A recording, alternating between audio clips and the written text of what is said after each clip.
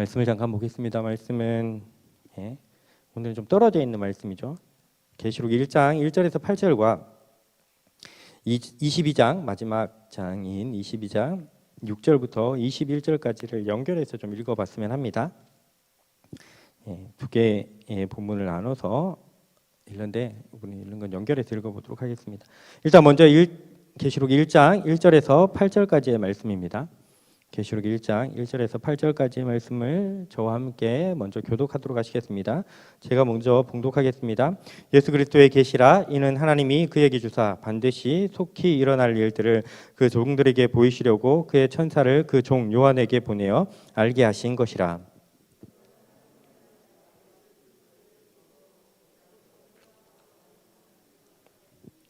이 예언의 말씀을 읽는 자와 듣는 자와 그 가운데 기록한 것을 지키는 자는 복이 있나니 때가 가까움이라.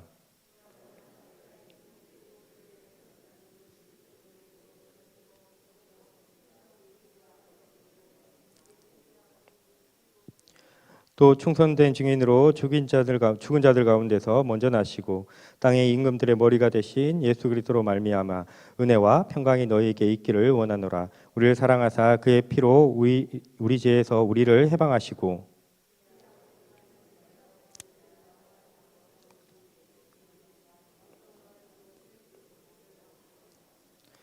볼지어다 그가 구름 타고 오시리라. 각 사람의 눈이 그를 보겠고 그를 찌른 자들도 볼 것이요 땅에 있는 모든 족속이 그로 말미암아 애곡하리니 그러하리라. 아멘.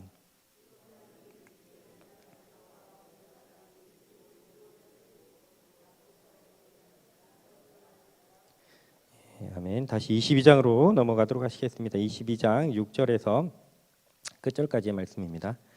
22장 6절에서 마지막 절까지 21절까지를 저와 함께 교독하도록 하시겠습니다. 제가 먼저 봉독하겠습니다. 22장 6절부터 21절까지. 또 그가 내게 말하기를 이 말은 신실하고 참된지라 주 곧 선지자들의 영의 하나님이 그의 종들에게 반드시 속히 되어질 일을 보이시려고 그의 천사를 보내셨도다.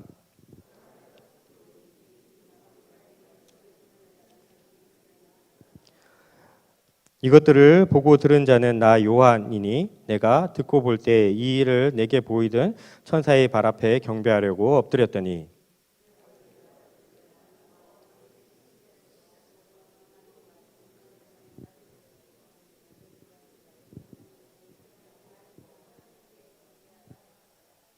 또 내게 말하되 이 두루마리의 예언의 말씀을 임봉하지 말라. 때가 가까우니라.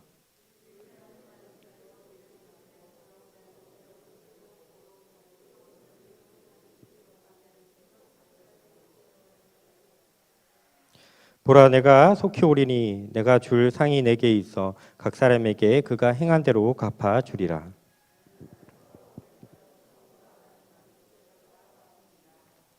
자기 두루마기를 빠는 자들은 복이 있으니 이는 그들이 생명나무에 나아가며 문들을 통하여 성에 들어갈 권세를 받으려 함이로다.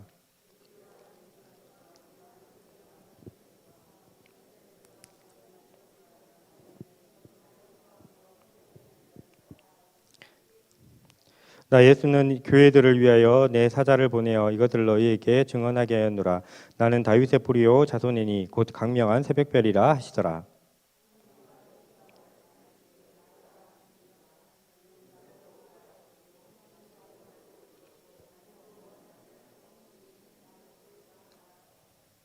내가 이 두루마리의 예언의 말씀을 듣는 모든 사람에게 증언하노니 만일 누구든지 이것들 외에 더하면 하나님이 이 두루마리에 기록된 재앙들을 그에게 더하실 것이요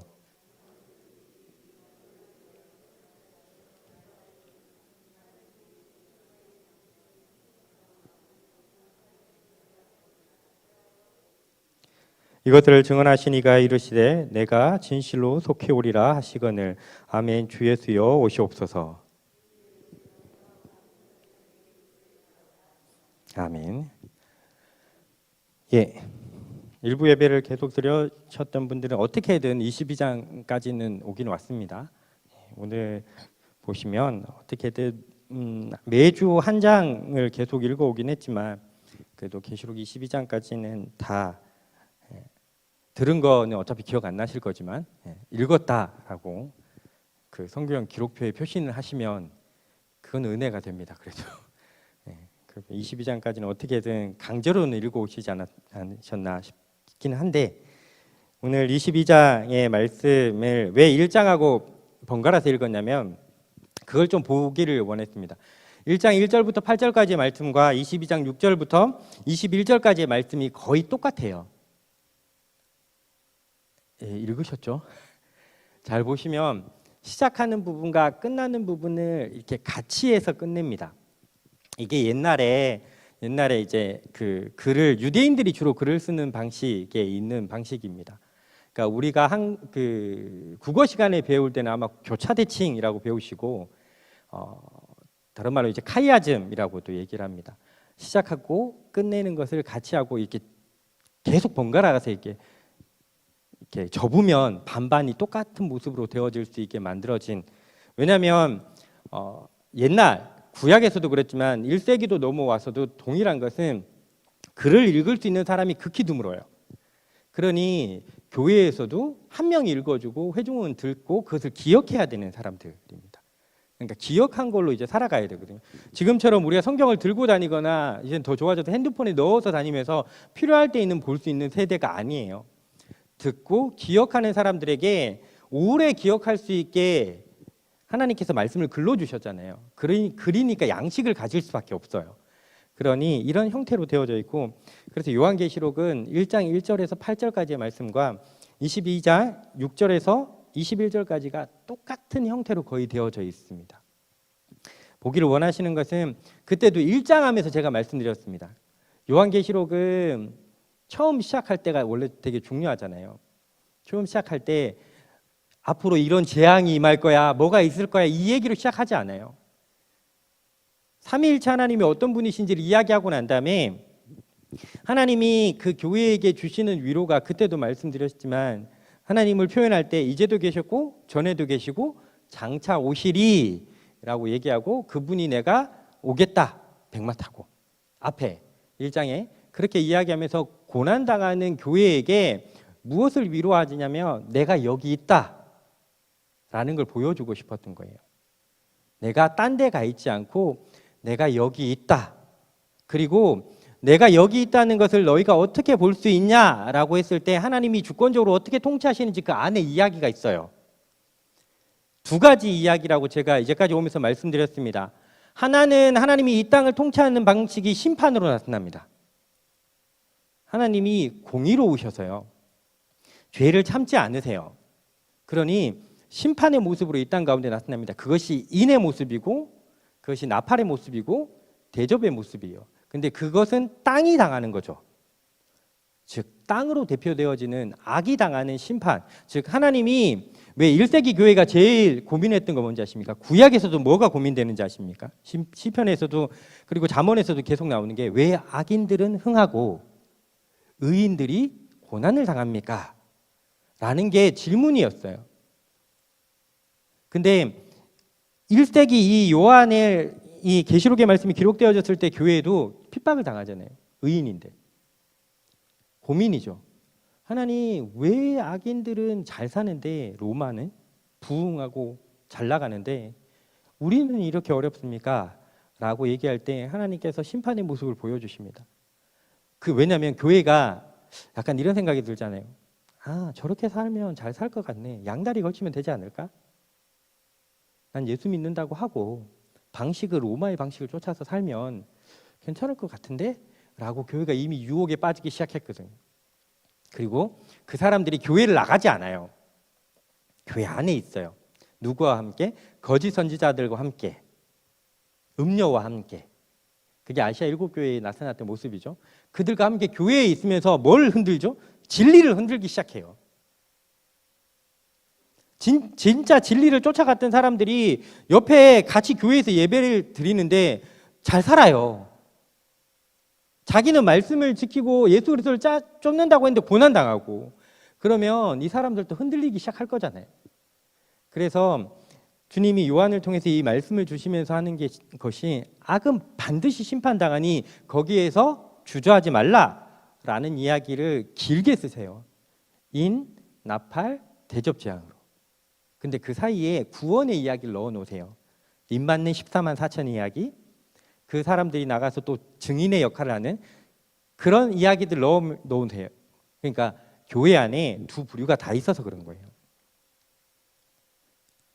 교회에 있는데, 교회에 있으니까 뭐라고 얘기하겠어요? 그때 당시에 예배도 드리고 성만찬도 하죠. 근데 삶의 방식은 세상 방식이에요. 그 사람들에게 하는 말씀은 심판당한다, 그러니 돌이켜라 라는 말씀이고요. 입맞는 14만 4천 이런 이야기를 통해서 뭐 할까요? 걱정하지 마라, 고난당하는, 예수를 쫓아가려고 발버둥 치면서 쫓아가는 사람들에게는 걱정하지 마라, 내가 네 이마에 이미 인쳐서 너는 내 백성이니 너는 사망에 참여하지 않을 거다 라는 위로를 주기 위해서 기록되어진 말씀이고, 그 두 부류에게 모두 다 동일하게 적용되어진, 근데 그게 어디서 있어요? 하나님께로부터 시작한다고요. 그걸 보여주고 싶었던 거예요. 지금 교회가 잘 믿든지 잘 믿지 않든지 어려움은 뭐냐면 하나님이 마치 안 계신 것 같은 거예요. 눈에 보이지 않으니.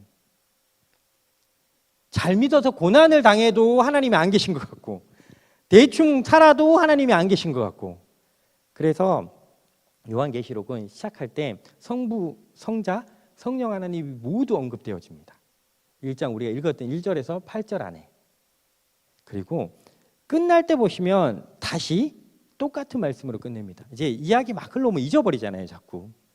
그래서 이 이야기를 마무리할 때 주님이 통치하시는 것에서 다시 이야기하고 다시 한번 강조하는 것이 뭐냐면 내가 반드시 온다라고 이야기합니다. 믿으십니까? 이게 두 가지 의미가 다 있어요. 여러분, 예수님이 마지막 때에만 오실까요? 아니에요. 예수님은 지금도 오고 계세요. 지금도 구원하시려고 오시고요. 지금도 심판하려고 오세요. 이거 잘못 이해하시면 어떻게 생각하냐면 야, 버티다가 예수님 재림할 때쯤 돼서 잘 살아보면 되겠지. 아니에요. 그래서 계시록에서는 두 가지 의미를 다 가져갑니다. 예수님은 지금도 오고 계시고 마지막 때 오실 거야 라고 이야기하니 지금 또 긴장을 풀지 말고 살아 라고 이야기하는 겁니다. 여러분, 오늘 읽었던 22장 6절에서 21절까지의 말씀해 보시면 내가 온다 라는 말씀이 총 3번 정도 나옵니다. 보셨습니까? 일단 22장 7절에 보시면 22장 7절 한번 읽어보시겠습니까? 22장 7절 한번 읽어보시면 시작.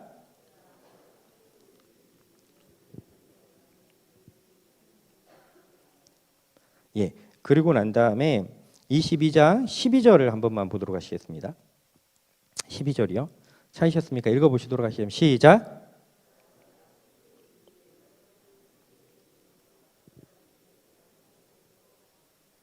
그리고 20절입니다. 읽어보시겠습니다. 시작.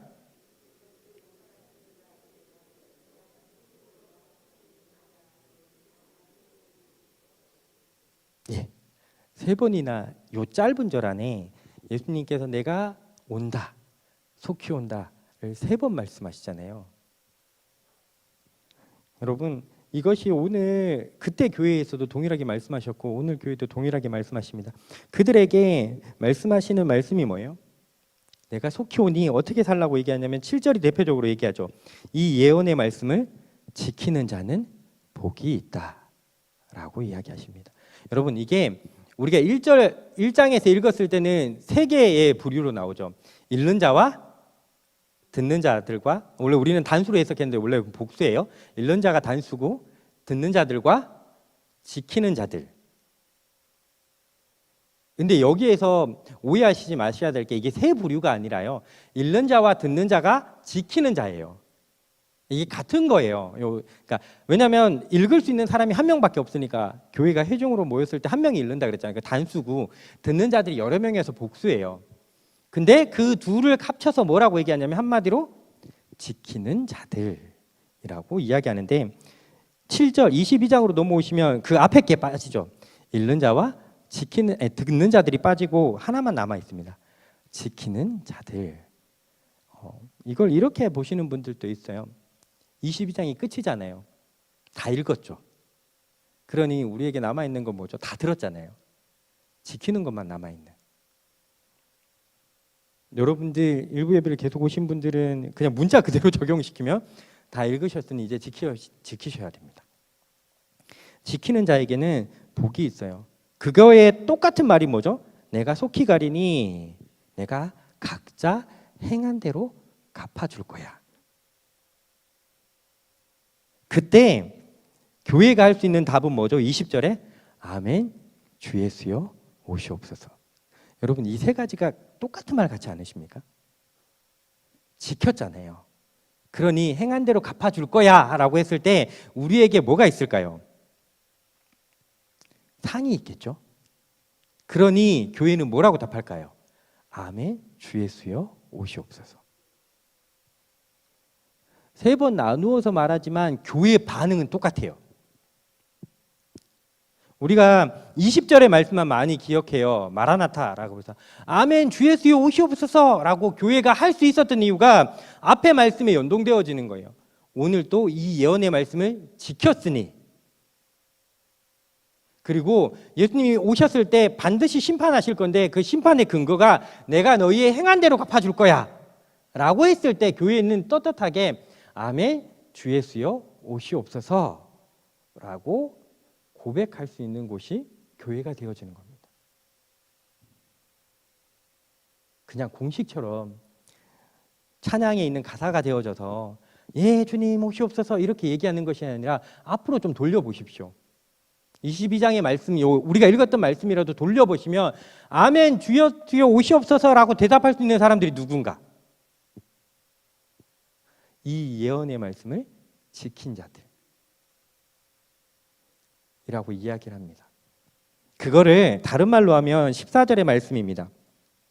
자기 두루마리를 빠는 자들은 복이 있으니, 아까 여기 복 얘기 나왔잖아요. 자기 두루마리를 빠는 자들은 복이 있으니, 이게 어디에다 빨죠? 7장에 보시면 어린 양의 피에 빨아요. 근데 이게 신기하게 빠는 것을 현재형을 씁니다. 계속 빠는 거예요. 여러분, 우리가 이건 틀린 믿음은 아니에요. 예수 믿으면 한번 그 은혜가 있는 것이 봤는데, 또 하나 성경에서 동일하게 얘기해 주는 것은 그 믿음이 오늘도 유지되어져야 된다는 겁니다. 그래서 14절에 자기 두루마리를 빠는 자들은 의도적으로 현재형을 씁니다. 오늘 또 두루마리를 빨아요. 근데 그 빠는 사람들은 어떤 사람들이냐면 5절과 반대되는 말씀이라고 생각하십니다. 15절을 한번 읽어보시도록 하겠습니다. 두루마리를 빠는 자들은 생명나무에 들어가고 문을 통과해 성에 들어가는데 그 성에 못 들어가는 자들이니까 이게 두루마리를 빠는 것과 반대말이잖아요. 그렇죠? 그럼 15절 한 번만 읽어보도록 하시겠습니다. 15절 시작.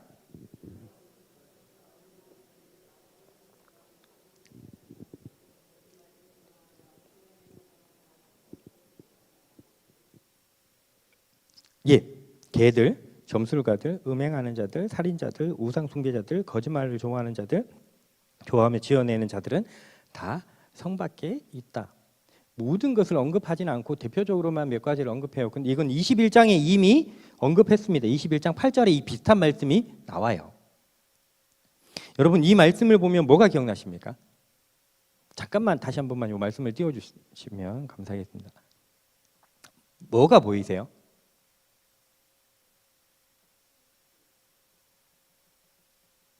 뭐가 보이세요? 개만 보이시나요? 저기에 개 빼고 나머지들을 잘 둘러보시면 십계명과 유사합니다. 그죠? 그러면 생각해 볼 수 있잖아요. 자기 두루마리를 빠는 자들은 복이 있나니 라고 이거와 이거 반대라면 저 말씀의 반대로 생각하면 되잖아요. 자기 두루마리를 오늘 또 빠는 자들은 누굴까요? 그게 우리가 읽었던 아까 그 첫 번째 7절에 있는 이 예언의 말씀을 지키는 자들은 오늘도 하나님의 말씀이 진리라고 생각하고 그것을 지켜가는 자들이에요. 우리가 그렇게 살고 있냐는 겁니다. 이때 당시에 교회에도 이것을 언급하는 거예요.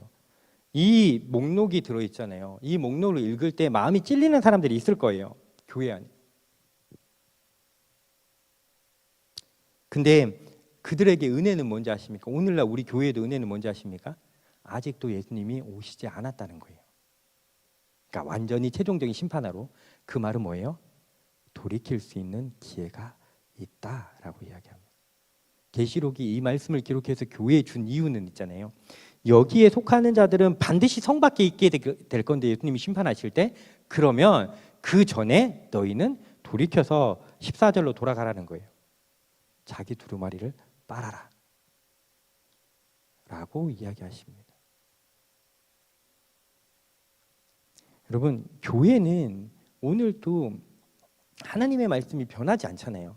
한국 교회가 되게 애매하게 만들어버린 게 뭔지 아십니까? 마치 율법을 율법주의와 구별하지 않는 거예요. 율법주의는 율법으로 구원받겠다라는 거예요. 근데 율법은 하나님께서 이 땅 가운데 하나님의 백성이 어떻게 살아가는지 가이드를 제공해 주신 겁니다. 그래서 한국 교회는 율법을 지키고 살아가는 사람들을 율법주의자라 그래서 굉장히 비난해요.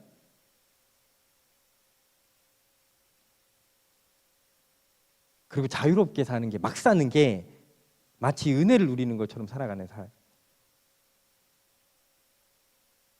근데 말씀이 변화되어지진 않아요. 요한복음에 보시면 예수님께서 말씀하시죠. 나를 사랑하는 자는 아버지 계명을 지키는 자들이에요.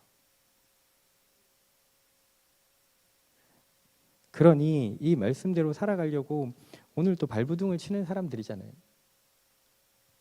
그런 사람들에게 끝나면서 계시록은 복이 있다라고 얘기합니다. 왜? 내가 속히 오리 때문에 라고 이야기하는 겁니다. 이게 우리가 읽었던 1장부터 시작되어졌던 구름 타고 오신다. 내가 구름 타고 온다 라고 얘기했던 그 구름 타고 오시는 거 아니에요. 소름곡 아니시고, 구름이 하나님의 영광을 구약에서 대표하는 그 상징 중에 하나입니다. 하나님의 영광과 함께 오시는 그때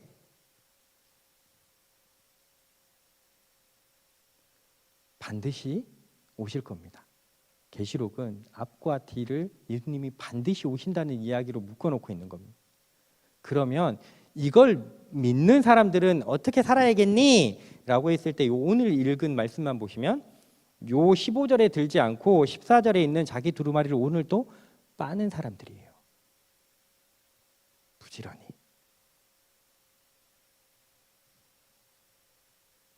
그리고 그 또 하나의 모습이 17절에 나와 있는 교회의 모습입니다. 17절 한 번만 읽어보시겠습니까?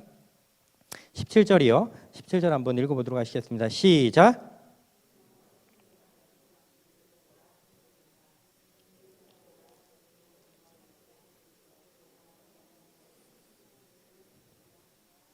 예. 예수님이 하셨던 말씀이죠. 근데 이걸 누가 얘기한다고 앞에 이야기하고 있습니까? 성령과 신부가 말씀하시기를 이라고 합니다. 아시죠? 신부는 교회입니다. 앞에 넘어가 보시면 예수님의 어린 양의 신부는 교회를 얘기합니다. 교회와 성령이 아직도 이 땅 가운데 예수님이 전제 조건 아직 재림하지 않으셨으니까 교회 가운데 뭘 하고 있죠? 오라라고 초청합니다. 어디서 많이 보셨죠? 우리가 10장과 11장을 할 때 증인 이야기를 했습니다. 요한이 하나님 천사가 가지고 있는 책을 받아 먹어요. 입에선 달고 배에선 써요. 그거 말씀드릴 때 제가 말씀드렸습니다. 하나님의 말씀이 받았을 때는 우리의 입안에서 달아요. 근데 그것을 살아내려고 하니 쓴 거예요. 1세기는 그랬잖아요. 하나님의 말씀이 너무, 이건 우리가 모두 경험하는 거 아닙니까? 하나님의 말씀이 너무 은혜로워요. 근데 문제는 이대로 살자니 너무 힘든 거예요. 그럼에도 불구하고 하나님이 요한에게 뭐라고 얘기하냐면 너는 이제 나가서 모든 왕들 앞에 가서 이것을 선포해야 될 거야 라고 이야기를 합니다. 죽으란 얘기예요. 그게 요한이 교회를 대표해서 하는 행동입니다.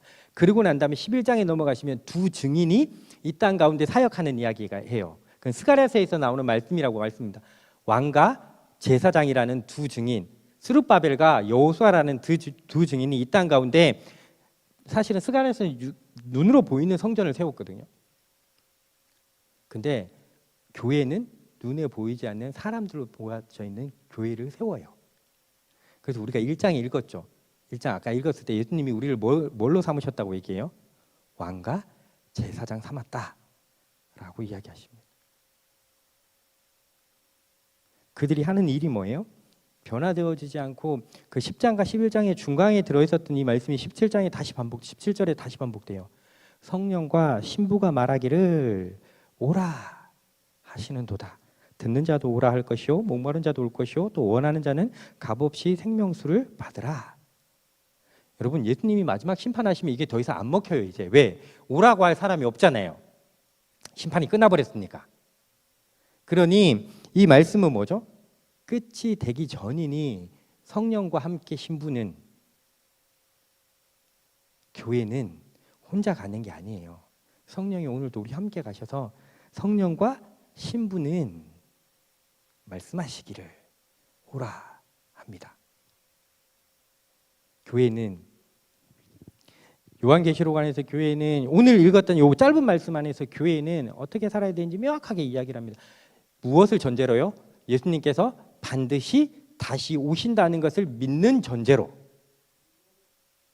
교회는 어떻게 살아요? 오늘도 개인적으로 주님의 말씀을 죽어라고 지키면서 살아가고요. 그리고 그가 입술을 열어서 하는 말이 뭐예요? 오라 라고 이야기를 합니다. 그게 교회입니다. 그리고 그렇게 하면서 살아가는 자들은 주님께서 12절 보라 내가 속히 오리니 내가 줄 상이 내게 있어 각 사람이 행한 대로 갚아주리라 했을 때 뭐라고 얘기한다고요? 아멘 주 예수여 오시옵소서 라고 이야기를 합니다. 이게 오늘 당장 주님이 오신다고 하셨을 때 우리의 고백이 되시겠습니까? 아멘 하십시오. 아멘 주 예수여 오시옵소서 라고 하는 고백이 되시겠습니까? 되라고 이야기하는 거예요. 계시록의 말씀이 끝낼 때 교회에게 말씀드렸잖아요. 우리가 처음 시작할 때 2장과 3장 중에 특별히 라오디게아 교회는 아예 칭찬거리가 하나도 없어요. 예수님이 심하게 뭐라고 얘기하냐면 뱉어버릴 거라고 얘기하십니다. 그럼에도 불구하고 교회라고 이야기를 해요. 소망을 줘요. 그리고 이겨라 라고 이야기를 합니다. 끝에 라오디게아 교회, 딴 교회 다 빼고 라오디게아 교회만 얘기한다면 이 말씀이, 우리는 라오디게아 교회보다 낫다고 생각하시잖아요. 라오디게아 교회도 이 말씀이 끝났을 때 아멘 했을 겁니다. 아멘 주 예수여 오시옵소서. 그 전제는 뭘까요? 내 삶을 돌이키겠습니다 라고 이야기, 그게 전제가 되기 때문에 아멘 주 예수여 오시옵소서라는 이게 교회 안에 모두 다 화답하는 통이 되었을 겁니다.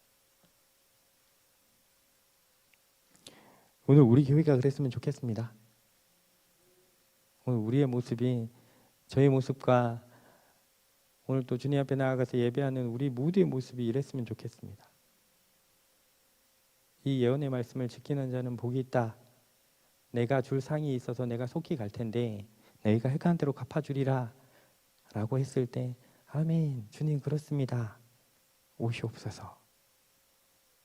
왜? 오늘도 우리는 개처럼 살지 않았고 점술가처럼 살지 않았고 음행하는 자처럼 살지 않고 살인자처럼 살지 않고 우상 숭배하는 자처럼 살지 않고 거짓말 좋아하는 자처럼 살지 않았으니 오늘도 우리는 입을 열어서 오라 라고 하며 예수님께로 사람들을 초청했으니,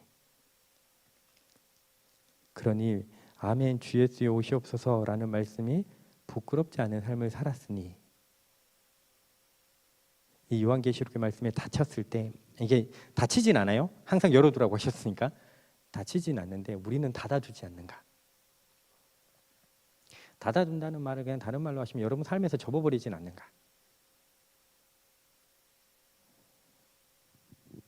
말씀을 결론 지으면 요 끝에서 변하지 않는 진리는 예수님은 반드시 오신다. 근데 잊지 마십시오. 지금도 오고 계십니다.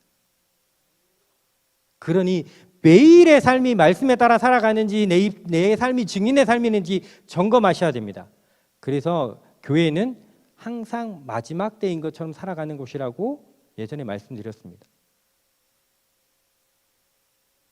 그리고 이게 진리, 변하지 않는 진리고, 두 번째 교회는 변하지 않는 진리는 오늘도 하나님의 말씀을 지키고 그것을 증거하며 살아가는 겁니다.